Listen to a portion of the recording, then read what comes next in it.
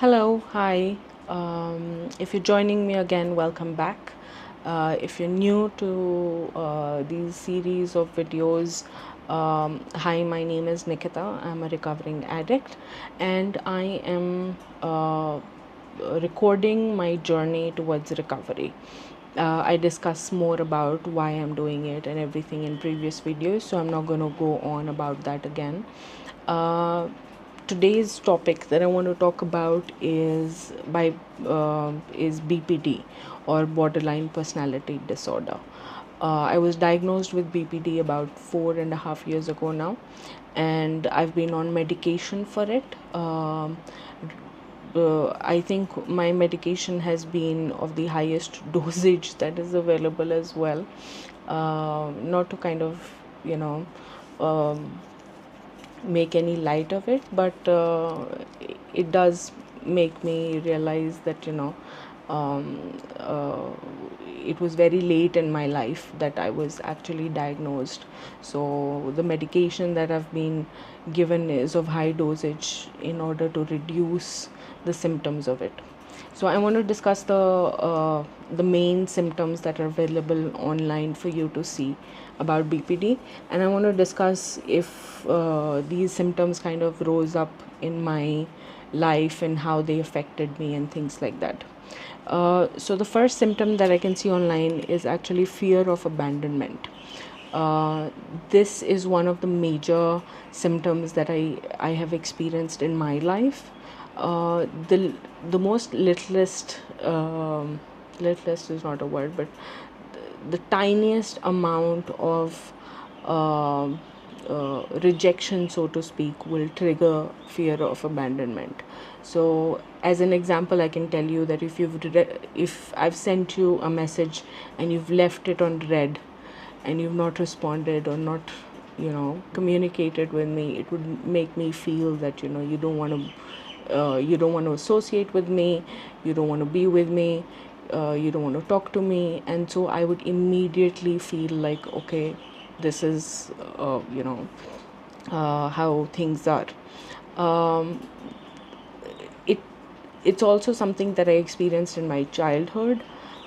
So there was a time when my parents forgot to pick me up from school, and I had to walk home on my own, and I think I was in first grade, and that kind of triggered me as well. It felt like they didn't love me enough to care about picking me up and things like that. I was really furious and was really upset, and I think I cried for days about it. So things like that. uh, it could just be that they were busy, and they forgot, or they lost track of time. But for me, it's going to make me feel like I am not important enough. um, and I recognize that now, of course. So whenever something like this happens, or something like this happens between me and my husband, wherein he's busy or he's not able to do what I want him to do, I don't take it as a rejection, I don't take it as abandonment. I recognize that this is triggering my BPD, and so I need to talk about it, I need to discuss it. So I tell him how it makes me feel, and he tells me what actually the situation is, so that there is some logic given to me that I need to understand. The second symptom is unstable relationships. Oh my God. I have had the most unstable relationships in my life. I started dating when I was very young, because of childhood situations and things that didn't pan out right at home. I would crave for attention and love outside. So I started dating when I was very young, and I had the worst kind of relationships wherein I cheated, my partner cheated, and things didn't really, they didn't really happen to be very healthy, so to speak, right? So a lot of unhealthy relationships. I cheated because I felt that I was not getting enough attention. They cheated because they thought, that I was, uh, I was not sufficient for them, perhaps. So a lot of unstable relationships, uh, a lot of people that I would put up on a pedestal for a moment, and then the moment they do something wrong, just basically tell them that they're the worst people on earth. So a lot of ups and downs, emotional feelings that went in extremes. So one of the things about BPD is that any emotion that you feel it in the extreme level of it. You don't feel, all right about anything. There's no balance there. So one of the things that I have missed in, during most of my life is that balance in emotion. And until I was able to figure out, until I was able to get a diagnosis, it was very difficult to understand why I felt these extreme emotions. So if I would feel hurt, I would feel hurt to the point that I would want to die. And if I was happy, I'd feel so happy that I wanted to dance and have fun and go out and scream and shout and all of that. So never the standard relaxed or balanced feeling that I experienced. It was always extreme. The third symptom, and the most important one, is unclear or shifting self image. Sudden changes in identity, goals, values, and how one sees themselves. I still deal a lot with this symptom, to the point that sometimes I feel like I'm just the worst person out there, and I don't deserve what I have. I don't deserve what I want, and things like that. So it's a very, and sometimes I feel like I'm a very good person. I deserve good things in my life. So it's a very, again, extreme ends of the emotion, for others and for yourself also. So there have been incidents wherein I've asked people, friends especially, close friends, am I a bad person, or am I a good person, or whatnot. And so far, one of the things that has helped me, and this is something a friend of mine once said, that people are not inherently bad. Sometimes they do bad things. So good people sometimes do bad things. So that kind of has kept me a little bit in check, but it's something that I still struggle with on a daily basis. The next symptom, and the last one that I'm going to discuss, is self-harming behavior. From a very young age, I had started to cut myself. I would use a razor, and it would not be with the intent that I want to die. And this is something that I've discussed in a previous video also. I have never had a feeling where, no, I wouldn't say never, but I've had feelings feelings about not wanting to be alive anymore, but mostly to the point that I don't want to do something about it. I want it to happen naturally, but I want it to happen naturally now.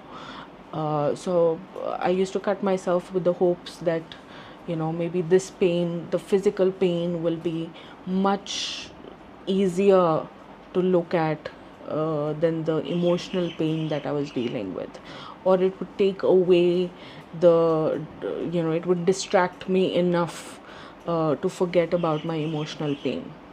So that's one thing that I've dealt with throughout my life.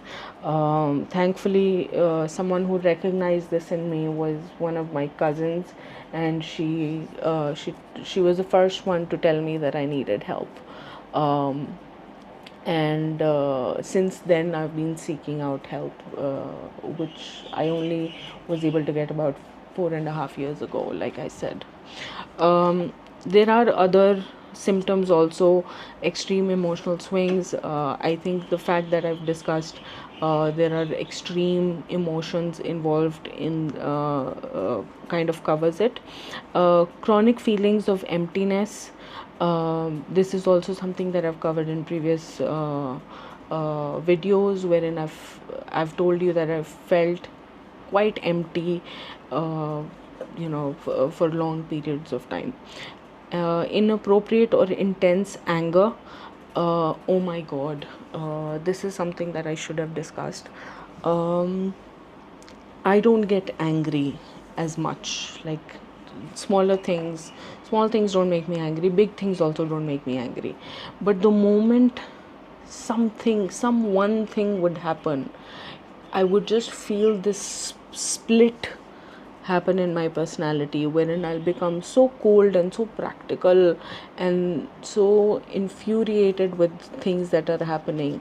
And everyone in my family is kind of afraid of that split that occurs, especially my husband. So um, he he tends not to get me to that point, but when I get to that point, he kind of knows how to calm me down as well.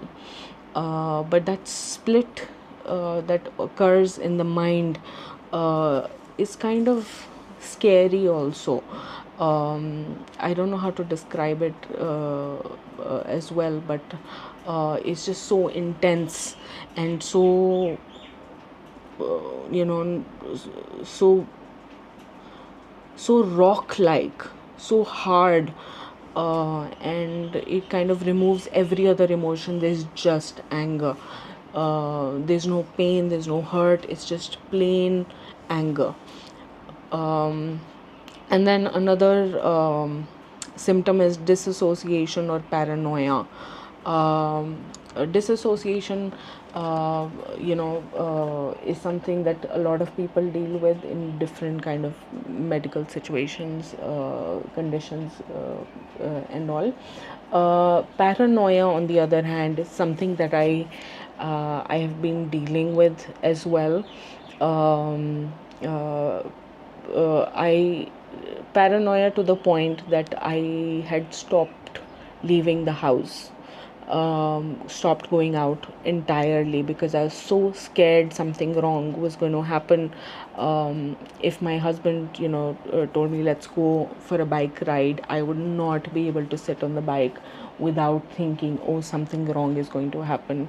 I couldn't go out with my sister driving her car, to the point that I cried and told her to slow down her speed, even though she was going at normal speed, the speed that is required on the highway. But for me, it felt like the end of the world. And then just so that paranoia kind of is something that I'm dealing with also. My BPD medication has been changed because of paranoia as well, because it got too much. It got really bad. But yeah, so that's about BPD. Like I said yesterday, I was going to paint something, so I've painted a little bit. It's not finished yet, but I got tired, so I stopped. This is the painting that I made.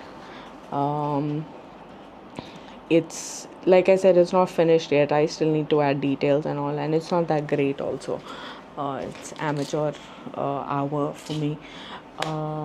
But yeah, I did something, so I'm proud of it. I'm glad that I did it. It relaxed me for quite some time. It was very meditative, so to speak. uh, but I know the outcome isn't that beautiful or great. but that's what I did. I also wrote a small poem that I um, I would like to share. Hopefully, you enjoy it. I'll just quickly move this. All right, I fumbled again. So I'm going to read out my poem once more. And hopefully, you enjoy it. Day 10 of trying to find something to love. I find it easier to fall in love with people than I do with things. Objects don't look back, they don't ask how my day was, or leave me wondering why I cared so much. Maybe my hobby is opening up my chest like a well worn book, spilling every secret like loose change, just to see if anyone picks up the pieces and calls them treasure. But is that love? Or is it a performance of longing? Is vulnerability a virtue? Or just another mask for the desperate ache to be understood? I don't know if it's right to love like this, to bleed like this, to offer every broken part as if it were art. Still, here I am, day 10, still trying to find something to love, even if all I've learned to love is the sound of my own heart unraveling. All right. Thank you. Thank you for watching, and thank you for listening. Thank you for all the love that I've gotten so far. I really appreciate it. If you like the video, please give it a thumbs up. If you want to see how things go for me, how my recovery progresses, please subscribe and keep watching. And what else is there? Just do all the beautiful things that YouTube allows you to do. All right, comment, of course, your thoughts, your wishes, your struggles. Tell me all about it. Let's talk. Bye.